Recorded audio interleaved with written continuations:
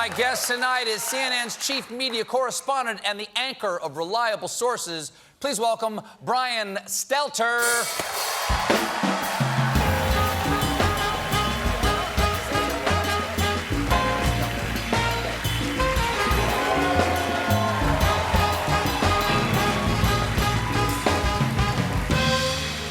Can I get a studio audience for my show? You should. I don't understand why anybody's on TV without people chanting their name. It seems like a waste of camera space. Nice to have you here, Mr. Stelter. Now, big news today. What? Governor Cuomo resigns. Governor Cuomo resigns as a media professional, as a communications analyst. What did you make of his speech? Well, I was sleeping. I took a nap. I slept through it. My kids get up at 5 a.m. By noon, I'm exhausted. I saw he was about to give a speech, and I thought, he's not smart enough to resign. You know, remember all those videos? Wait a second. So I slept through it. Wait a second. He's about to give a speech, and you went, time to hit the hay. There's no way he's going to resign. There was no way. Remember those videos of Trump, those ideas that Trump was going to get carried out of the White House, you know, hanging on to the desk? Yeah. That was going to be Cuomo. I figured Cuomo was not going to lead these. He was going to Ralph Northam this one. I thought he was. Yeah. And then, of course, I woke up and my wife is blowing up my phone telling me to wake up, get up, come see the speech. I thought he buried the lead. Didn't he bury the lead? He went on and on and on and then mentioned he was resigning. That's bad. That's bad practice. And then went off of that into the legacy of how New York beat COVID, with the implication that he led us through the COVID crisis. And so some of it was about his legacy then. That's true. I was glad you showed a montage so I was able to get a sense of the full experience.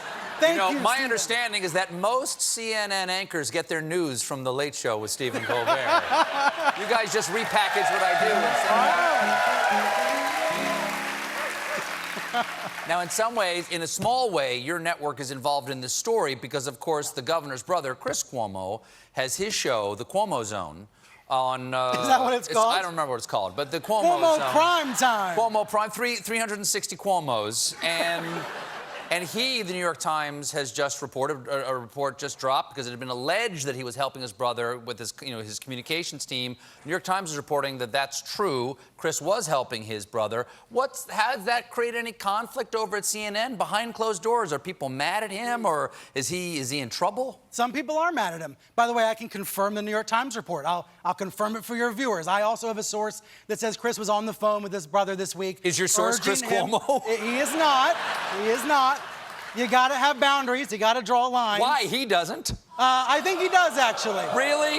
I think Chris does. I don't know about the governor. What are the boundaries? I think Chris does. What are the boundaries? The boundary that CNN management presented to him in May when they admitted he screwed up. They said, Yeah. what you did was inappropriate. You were on the phone with your brother's aides advising them on what to do, and that was inappropriate. But they said, of course you're going to talk to your brother. There's nothing more important. But he didn't talk about his brother once the trouble started. He said, I'm not going to talk about my brother. And that was also a management ruling. And so the way why didn't they rule that this, way when his brother was on the show pretty much every night during the COVID crisis? I think it's really complicated. That seems like an odd conflict of rules. It is an odd conflict, but I don't think if we open up the journalism ethics book, there's no page for this. It's the craziest set of circumstances you can imagine, right? A governor and a brother, both in these high-profile jobs.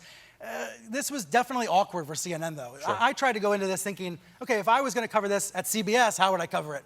And try to cover it the same way. And I talked to a lot of sources at CNN. Some said, yeah, this is really weird. I'm ticked off at Chris. Others said, I understand. You can't pick who your family members are. So there was a wide range of opinions. And overall, I think what was most important is that we covered the story on air just the same we would any other story. Ultimately, isn't that what matters? The paperback is out of your book, Hoax. Donald Trump, Fox News, and the Dangerous Distortion of Truth. But this isn't just a release in paperback. This has got a whole bunch of new information in here. Why is there so much more in this paperback version that there wasn't a year ago when this was released in 2020? Yeah, I had to add like 12 chapters because of the election, and then the riot, and the big lie, and the aftermath. Fox is fundamentally different than it was even a year ago. I think Trump's loss, or what they think was, the steal, it fundamentally changed Fox and it radicalized the network. Did you get people from Fox to talk to you, like on background? Yeah, about 250 people in and around Fox, a lot of staffers inside, who came to me because they wanted to blow the whistle. They are disturbed by what happens on the air. They think there's no one in charge anymore. They think there's no one, even the Murdochs who own the joint don't seem to be in charge. Well, Roger Ailes, when he was in charge, it's not like it was all sweetness and light over there and a dedication to the truth. It was still, we're going to tell you what you want to hear in order to sell some soap. Yes, but I think, and this was creepy for me when I interviewed staffers at Fox, they kept saying they missed Ailes because, yes, he was abusive, but he was also the boss. He was in charge. They at least felt like they knew who was in charge. You knew where you stood, and decisions got stood by. Okay. And there were actually some standards Ailes had that have gone out the window. Ailes was not a big fan of Trump all along, you know. And then Ailes was ousted, by the way, 5 years ago, which I think leads us right to Cuomo resigning.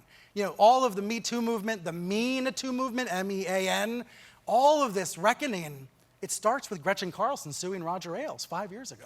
How about, is there anything positive people had to say about Fox behind the scenes? Because I know some people who work over there. And if you can put aside the abuse, which I know is you know, there's no need to put it aside. Right. People say it was actually a great place to work. What is great about working over there? That they take care of their talent, they defend their people, that the quality of the production is really strong. You know, you watch Fox with the sound off, the way Ailes always told people to. I try to.